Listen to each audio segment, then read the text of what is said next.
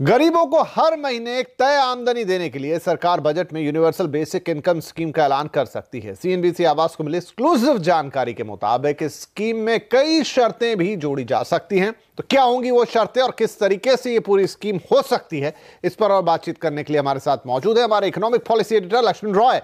Lakshman, universal basic income scheme को लेकर सरकार की क्या तैयारियां हैं, क्या कुछ आ सकते हैं और क्या इस अंतरिम बजट में इसका अनाउंसमेंट होते हुए देखेंगे हम?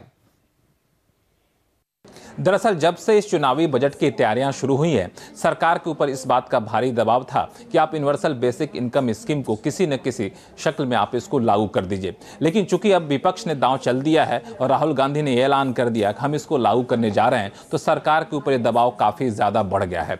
अब सूत्र बता रहे हैं कि बजट में अंतिम समय में सरकार इसको शामिल करने की तैयारी में है और कम से कम बजट भाषण में इसका ऐलान किया जा सकता है। हालांकि सरकार जो ऐलान कर सकती है स्कीम, वो आदर्श स्कीम से अलग होगी, जिसकी संकल्पना जो आर्थिक सर्वे में अरविंद सुब्रमण्यम ने की थी, उसमें यह कहा गया था कि हर किसी को इसमें शामिल करिए, लेकिन हर किसी को इसमें शामिल नहीं किया जा सकता है। सूत्र बता रहे हैं कि जो स्कीम का मसौदा तैयार किया जा रहा है, उसमें कई सारी शर्तें जोड़ी जा सकती हैं। मिसाल के तौर पर जो गरीबी रेखा से नीचे रहने वाले लोग हैं, उनको इसमें शामिल किया जाएगा। जिनके पास संपत्ति कितनी है, जमीन कितनी है, वो भी देखा जाएगा। उनकी सालाना आमदनी कितनी है, ये भी देखा जाएगा और इस आधार पर तय किया जाएगा किन किन को इस स्कीम में शामिल किया जाए। दूसरी जो आदर्श स्थिति थी वो ये कि इस स्कीम को जो लोग शामिल होंगे उनको सब्सिडी सरकार नहीं देगी। तो सरकार ऐसा भी नहीं करने जा रही है। सब्सिडी खत्म करने में सरकार को राजनीतिक जोखिम काफी ज्यादा नजर आ रहा है, इसलिए सरकार पहले इस स्कीम को शुरू करेगी। जहां जहां स्कीम सफल हुई, उसके बाद धीरे धीरे करके सरकार सब्सिडी खत्म करेगी। और तीसरी बात कि पूरे देश भर में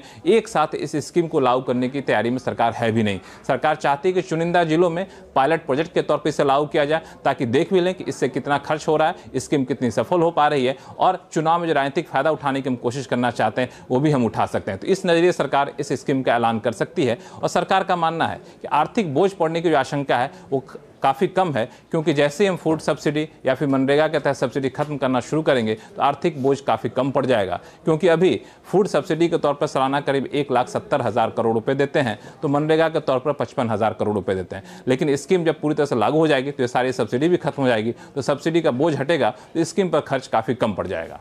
जी लक्ष्मण, बहुत शुक्रिया। तो बजट में एक बड़ी उम्मीद की जा सकती है कि यूनिवर्सल बेसिक स्कीम का ऐलान सरकार कर सकती है।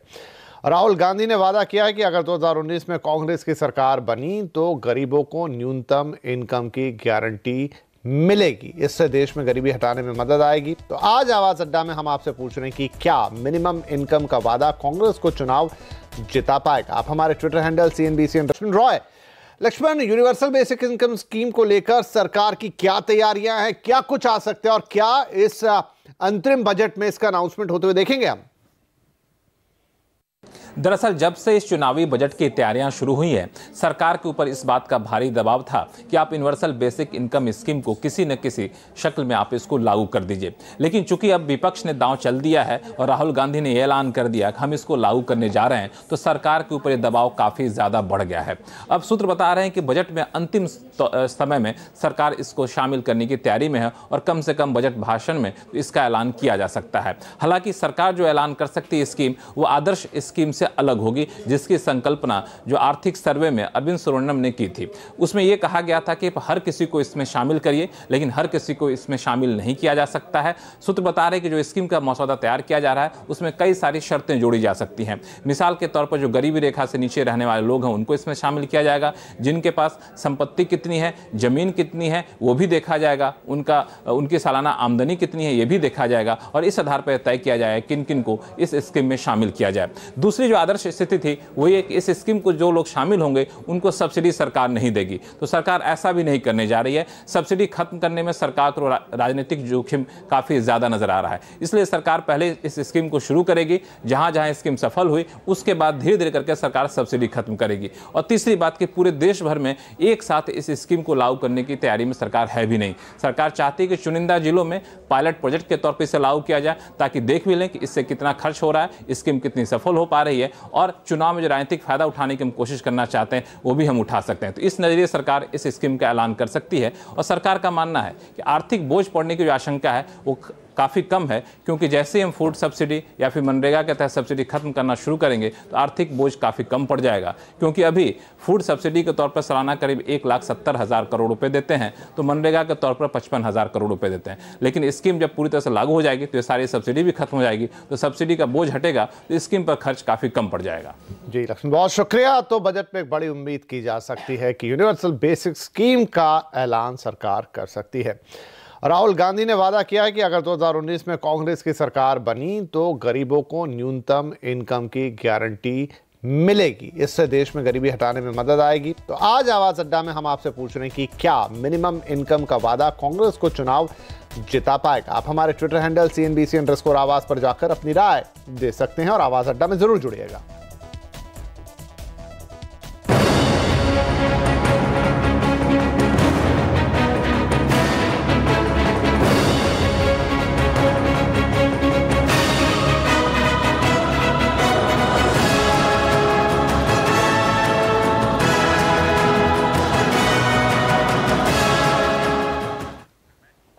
इस बार बजट में उच्च शिक्षण संस्थानों में सीटें बढ़ाने पर खास फोकस रहने वाला है। सभी यूनिवर्सिटीज और कॉलेज में 25% सीट बढ़ाने की घोषणा की जा सकती है, जिसको लेकर एजुकेशन बजट में बढ़ोतरी हो सकती है।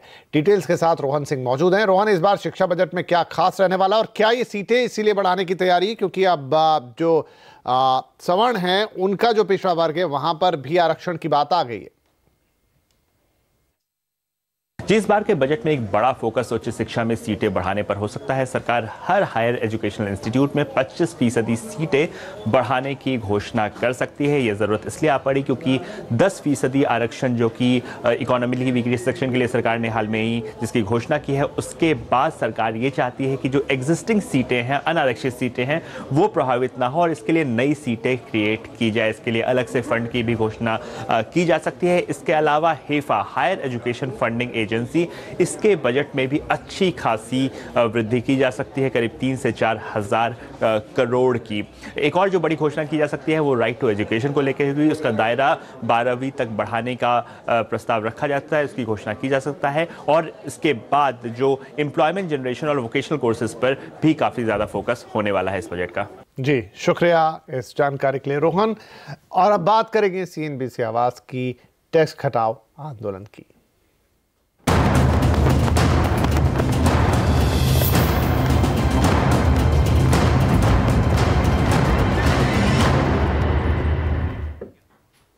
CNBC आवाज की पहल टैक्स घटाओ आंदोलन में आज देश की युवाओं की आवाज आपको सुनवाते हैं। युवा चाहते हैं कि 8 लाख तक की आय को इनकम टैक्स से छूट मिल जानी चाहिए। यूथ वित्त मंत्री से क्या चाहता है, क्या मांग है आपकी? सर, इनकम टैक्स का स्लैब बढ़ जाना चाहिए। जो भी नया रिजर्वेशन क्राइटेरिया निकला है वो 8 लाख से पीछे बैकवर्ड माने गए, तो 8 लाख के ऊपर ही टैक्स की एग्जम्पशन होनी चाहिए। 8 लाख की छूट मांग रहे हैं, ठीक लग रहा है? मैं एटलीस्ट उससे सहमत हूँ क्योंकि 2.5 लाख बहुत कम है। अभी जिस हिसाब से लोग कमा रहे हैं और नया जो रिजर्वेशन का क्राइटेरिया लगा है उसके हिसाब से 2.5 लाख तो किसी तरह से जस्टिफाइबल नहीं है। तो डेफिनेटली उससे ज़्यादा होना चाहिए, 5 लाख प्लस होना चाहिए, 8 लाख के करीब होना चाहिए। मैं भी इस बात से सहमत हूँ। आपको क्या लगता है जो कॉस्मेटिक प्रोडक्ट्स हैं उनमें कुछ छूट होनी चाहिए? जी इस्तेमाल तो करती होंगी। जी ज़रूर, कॉस्मेटिक प्रोडक्ट्स पे ऑब्वियसली थोड़ा आना चाहिए, थोड़ा कम स्लैब आना चाहिए उसका, और किफ़ायत तो मिलनी ही चाहिए थोड़ी सी। आप बताइए आपकी क्या मांग है? वित्त मंत्री से मैं यही कहना चाहता हूँ कि एक डॉक्टर के लिए भी दिल्ली जैसे शहर में एक घर खरीदना बहुत मुश्किल है आज के टाइम में। तो हम चाहते हैं कि होम लोन में हमें थोड़ा और ज़्यादा एग्जम्पशन दिया जाए और थोड़ा परसेंटेज होम लोन के इंटरेस्ट पर हमें थोड़ा कम ब्याज पर डॉक्टर्स के लिए कुछ सुविधा की जाए। आप क्या चाहते हैं वित्त मंत्री से? आज जो हायर एजुकेशन है तो हायर एजुकेशन में हम चाहते हैं कि उसमें स्कॉलरशिप मिलनी चाहिए, ना कि as compare to reservation type हटा के स्कॉलरशिप उस चीज़ में होनी चाहिए। मतलब स्कॉलरशिप मिलनी चाहिए, अगर विदेश में कोई पढ़ाई करने जा रहा है तो उसे छूट मिलनी चाहिए, कुछ सरकार की तरफ से सब्सिडी। क्या चाहते हैं? बिल्कुल चाहिए, बिल्कुल मिलनी चाहिए उनको। हाँ। जो बाहर पढ़ने के लिए जाना चाहते हैं उनको फाइनेंशियली अगर सपोर्ट मिलता है तो और कुछ अच्छा करेंगे इसके लिए। आप वित्त मंत्री से क्या चाहती हैं? इंटर्न जो एक्सटर्न्स है हॉस्पिटल में स्टिपेंड तो मिलना ही चाहिए। We do the same amount of work. आप बताइए, आप एक लेडीज़ भी हैं, घर के काम भी देखती होंगी, तो क्या घर के कामों में कुछ मतलब जो खाने पीने के सामान है या बर्तन है उस तरह की चीज़ों में कुछ छूट वगैरह, माइक्रोवेव ओवन? हाँ, अगर उसमें थोड़ा टैक्स कम लग जाएगा तो और सेल लग जाए, उसमें भी स्लैब लग जाए तो हम तो खुशी होंगे ना।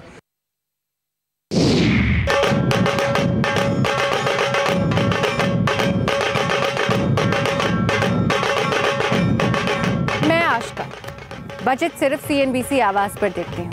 क्यों? क्योंकि आवाज़ केवल इन्फॉर्मेशन नहीं बल्कि समझदारी के साथ साथ डिसीजंस लेने के लिए भी तैयार करता है। डिसीजंस चाहे फिर मार्केट से जुड़े इन्वेस्टमेंट्स या ट्रेडिंग के हो या फिर टैक्स या सेविंग्स के। तो 1 फरवरी को मुलाकात करते हैं CNBC आवाज़।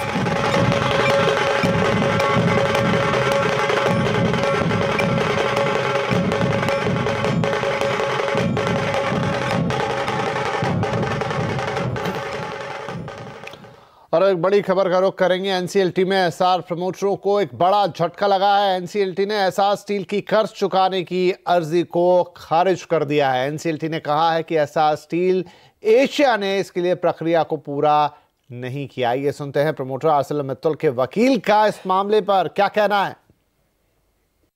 Essar shareholders had moved an application seeking a permission that they must be allowed to settle this matter. Now, the NCLT has held that only way to settle the matter is through an application under 12A, which is under the court, and that is the only way it can happen.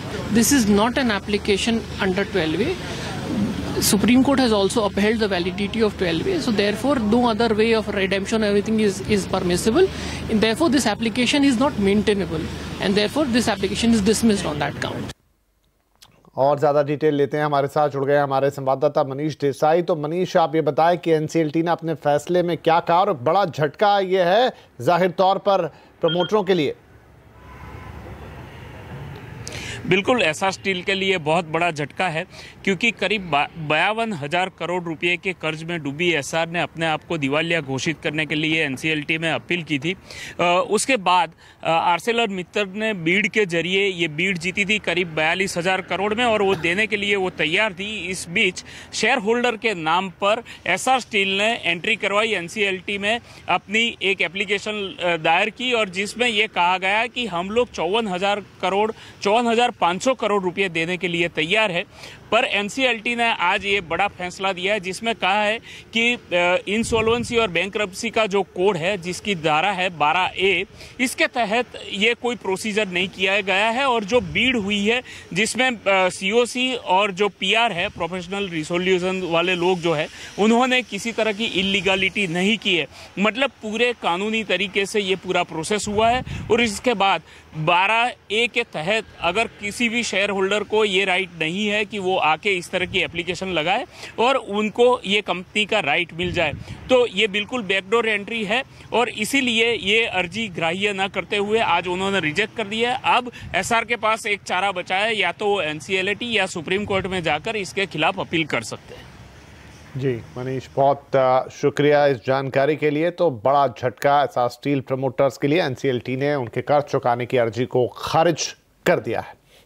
आगे बढ़ें, बात करेंगे बाजार की, जहां झूठा पटक का कारोबार देखने को मिला। कमजोर ग्लोबल संकेतों से दबाव बना और निफ्टी एक वक्त 10,600 के नीचे गया, लेकिन आखिरी घंटे में रिकवरी देखने को मिली। शॉर्ट कवरिंग के नतीजे या दम पर निफ्टी दिन के निचले स्तर से करीब 70 अंक तक रिकवर होकर बंद हुआ। सेंसेक्स भी निचले स्तर से करीब 150 अंकों की रिकवरी के बावजूद 64 अंकों की गिरावट लेकर बंद हुआ। दरअसल फाइनेंशियल शेयरों में आखिरी घंटे में आई रिकवरी से बाजार संभले हैं। 9 दिनों की गिरावट के बाद मिड कैप इंडेक्स आज हरे निशान में बंद होने में कामयाब रहे। इधर आज बड़े नतीजों का दिन था, नतीजे आए भी और शानदार भी रहे। एक्सिस बैंक के नतीजे बहुत अच्छे रहे, जहां मुनाफा आय सभी पैमानों पर आंकड़े अनुमान से बेहतर रहे। दिसंबर तिमाही में बैंक का मुनाफा 726 करोड़ रुपए से बढ़कर 1,681 करोड़ रुपए पर पहुंचा है। ब्याज से आय भी 18.4% से उछाल के साथ 5,603 करोड़ रुपए पर रही है। नेट इंटरेस्ट मार्जिन भी 3.36% से बढ़कर 3.47% पर पहुंचे हैं। वहीं रिटेल लोन बुक ग्रोथ 20% और घरेलू लोन ग्रोथ 18% रही है। बैंक ने भी प्रोविजनिंग बढ़ाई है। इधर तीसरी तिमाही में HDFC का मुनाफा 14.3% घट गया है और ये 2,114 करोड़ रुपए रहा है, जबकि ब्याज से आए 3,192 करोड़ रुपए रही है। हालांकि ये दोनों अनुमान से बेहतर ही हैं। नेट इंटरेस्ट मार्जिन 3.5% पर बरकरार है, जबकि लोन बुक 3.86 लाख करोड़ रुपए की है। लेकिन कंपनी ने अपनी प्रोविजनिंग 401 करोड़ रुपए से घटाकर 116 करोड़ रुपए कर दी है। इधर HCL टेक के नतीजे भी उम्मीद से बेहतर रहे। कंपनी की कांस्टेंट करेंसी ग्रोथ 5.6% पर रही, जबकि अनुमान 4% का था। यही वजह रही कि कंपनी की डॉलर आय 4.9% बढ़ी है। तीसरी तिमाही में मुनाफा 2,611 करोड़ रुपए रहा है और आय 15,699 करोड़ रुपए रही हैं। कंपनी ने मार्जिन्स गाइडेंस 19.5 से 20.5% पर बरकरार रखी है। अयोध्या जमीन विवाद मामले में केंद्र सरकार ने सुप्रीम कोर्ट में अर्जी दाखिल की है। इस याचिका में सरकार ने कहा है कि 1993 में अयोध्या में 67 एकड़ जमीन का सरकार ने अधिग्रहण किया था, जिस पर सुप्रीम कोर्ट ने यथास्थिति बरकरार रखने का आदेश दिया है। सरकार के मुताबिक जमीन का विवाद सिर्फ 0.313 एकड़ का है, जबकि बाकी जमीन पर कोई विवाद नहीं है, इसलिए उस पर यथास्थिति बरकरार रखने की जरूरत नहीं है। इसलिए सरकार चाहती है कि जमीन का कुछ हिस्सा राम जन्मभूमि न्यास को दिया जाए और सुप्रीम कोर्ट इसकी इजाजत दे दे। हालांकि असलम बारू केस में 2003 में कोर्ट ने जो फैसला दिया था, उसके मुताबिक अंतिम फैसला आने तक विवादित जमीन पर यथास्थिति को बरकरार रखने का आदेश दिया गया था। सरकार के फैसले पर केंद्रीय शिक्षा मंत्री प्रकाश जावड़ेकर ने कहा है कि हमें पूरा विश्वास है कि यह जमीन मुक्त हो जाएगी और सुप्रीम कोर्ट हमारे हित में फैसला देगा। भारतीय जनता पार्टी को राम मंदिर चाहिए और जल्दी चाहिए, लेकिन कानूनी रूप से ही चाहिए, क्योंकि बीजेपी की पहले से भूमिका रही है कि कानूनी कार्रवाई से ही ये हो। और आज का ये एप्लीकेशन, सरकार का निर्णय, ये भी एक कानूनी फैसला है और कानून की मुझे पूरा विश्वास है कि सुप्रीम कोर्ट, क्योंकि ये केंद्र सरकार का ही अधिकार है कि बाकी बची जमीन जो है वो मालिकों को वापस करे, इसका निर्णय तो सरकार को करना है। उसके लिए परमिशन कोर्ट की मांगी है। मुझे पूरा विश्वास है कि ये परमिशन मिलेगी और ये जमीन मुक्त हो जाएगी।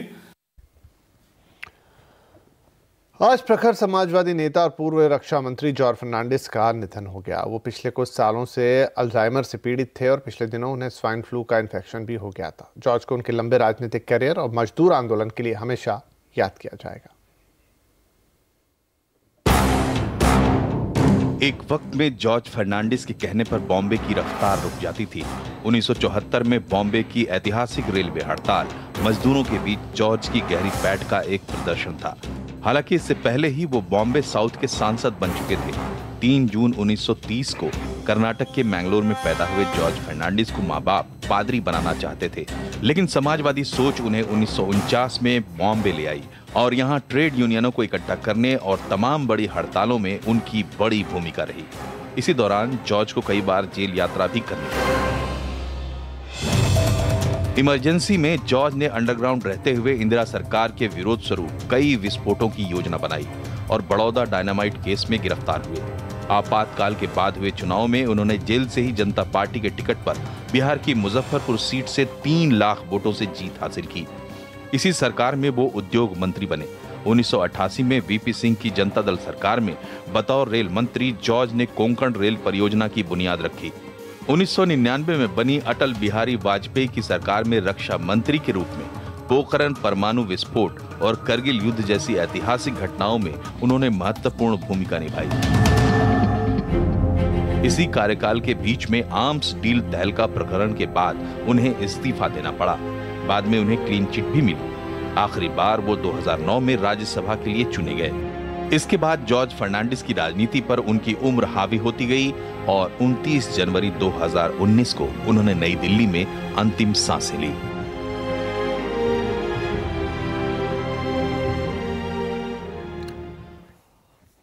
उत्तर प्रदेश की योगी आदित्यनाथ की कैबिनेट बैठक आज कुंभ में हुई। बैठक से पहले मुख्यमंत्री योगी आदित्यनाथ ने अक्षयवट की पूजा अर्चना की। सीएम योगी ने प्रभु हनुमान का दुग्धाभिषेक भी किया। उसके बाद मेला परिसर में ही कैबिनेट की बैठक हुई और बैठक के बाद अपनी पूरी कैबिनेट के साथ उन्होंने संगम में डुबकी लगाई।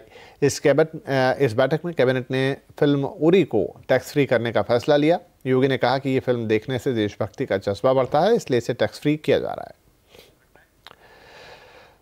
प्रधानमंत्री नरेंद्र मोदी ने परीक्षा पे चर्चा कार्यक्रम के माध्यम से देश भर के विद्यार्थियों के साथ साथ इस बार अभिभावकों यानी माता पिता और शिक्षकों से भी बातचीत की है। इस बार विदेशी छात्रों ने भी कार्यक्रम में भाग लिया। प्रधानमंत्री ने बच्चों से कहा कि बोर्ड परीक्षा को जिंदगी की परीक्षा ना माने। प्रधानमंत्री मोदी ने कहा कि अभिभावकों का सकारात्मक रवैया बच्चों की जिंदगी की बहुत बड़ी ताकत बन जाता है। पीएम ने अभिभावकों से कहा कि वो तुलना कर बच्चों का मनोबल ना गिराएं। कि वे कभी कभी अपने यार दोस्तों या फैमिली फंक्शन में या सोशल फंक्शन में जाते हैं तो अपने बच्चे का रिपोर्ट कार्ड अपना विजिटिंग कार्ड बना करके ले जाते हैं।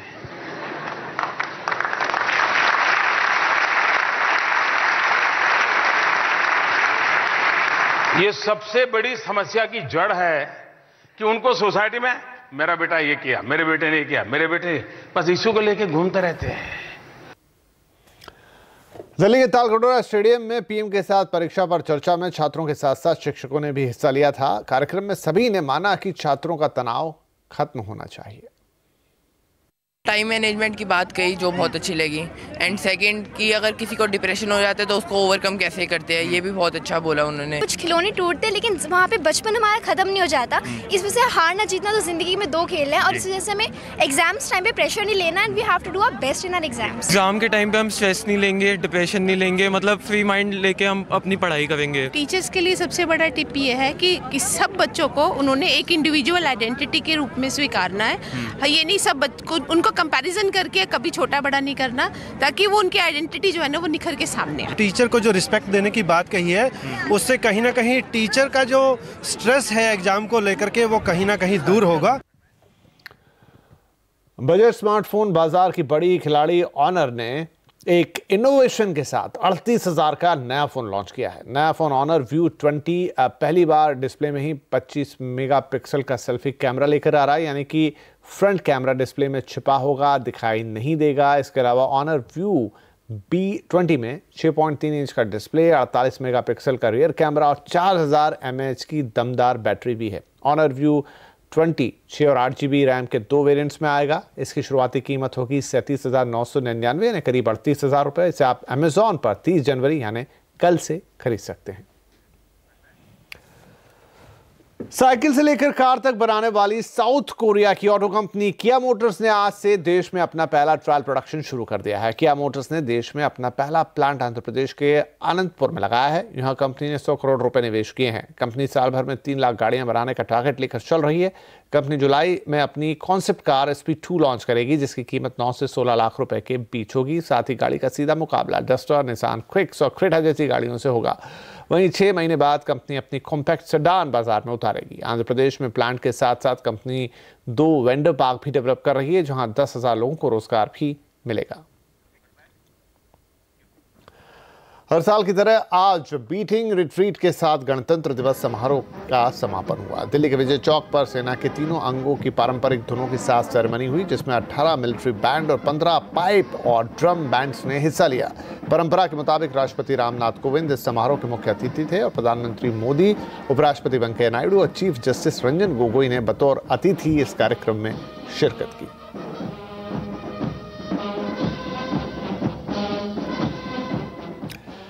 इस बार प्रयागराज कुंभ मेले में अलग अलग गुरुकुलों से बाल गुरुओं की मंडली आई हुई है, जो वेदों और मंत्रों के बड़े ज्ञाता हैं। ये शानदार ढंग से मंत्रों का उच्चारण करते हैं। इनसे बातचीत की हमारे संवाददाता उमेश श्रीवास्तव ने। आज हम आपको मिलवाएंगे वेद के ज्ञाता बच्चों से, ऐसे बच्चे जिन्हों वेदों का ज्ञान है। कोई ऋग्वेद का मंत्र पढ़ रहा है, कोई यजुर्वेद का मंत्र पढ़ रहा है, कोई श्याम वेद का मंत्र पढ़ रहा है। इन बच्चों की प्रतिभा देखकर आप दंग रह जाएंगे। आइए हम कुछ बच्चों से बात करते हैं और उनसे पूछते हैं कि उन्हें कौन सा वेद आता है। ये बच्चे वेद के ज्ञाता हैं। आप बेटा कौन सा वेद आप पढ़ रही हैं या फिर कौन सा मंत्रोच्चारण आप अभी कर रही थी, जरा बताएं हमें। श्रीमद् भागवत का श्लोक था, तो मैंने बोला था सच्चिदानंद रूपाय विश्वोत्पत्त्यादि हेतवे तापत्रय विनाशाय श्री कृष्णाय वयम नमः। सच्चिदानंद स्वरूप भगवान श्री कृष्ण को हम नमस्कार करते हैं, जो जगत की उत्पत्ति, स्थिति और विनाश के हेतु तथा आध्यात्मिक, आधिदैविक, आदि भौतिक तीनों प्रकारों के तापों का नाश करते हैं। और जिस तरह से ये बच्चे मंत्रोच्चारण कर रहे हैं, ये दर्शाता है कि हमारे देश में अध्यात्म की जड़ें, सनातन परंपरा की जड़ें कितनी गहरी हैं, कितनी मजबूत हैं। ये है कुंभ के अद्भुत और दिव्य रंग। तो कुंभ के हर रंग से रोज हम आपको रूबरू कराते हैं, लेकिन एक खबर जो रोज हम आपको बताते हैं फिर से बताएंगे, क्योंकि आपका पसंदीदा चैनल अब और किफायती दाम पर CNBC आवाज देखने के लिए चुनिए। कलर्स वाला पैक सिर्फ ₹1 में सिर्फ ₹1 दिन में मिलेंगे आपको 25 चैनल। सब्सक्राइब करने के लिए आज ही अपने केबल या DTH ऑपरेटर से आप संपर्क कर सकते हैं, और ये इसलिए भी खास है क्योंकि 31 जनवरी आखिरी तारीख है जब ये सब आपको करना है ट्राई के नए नियमों के मुताबिक।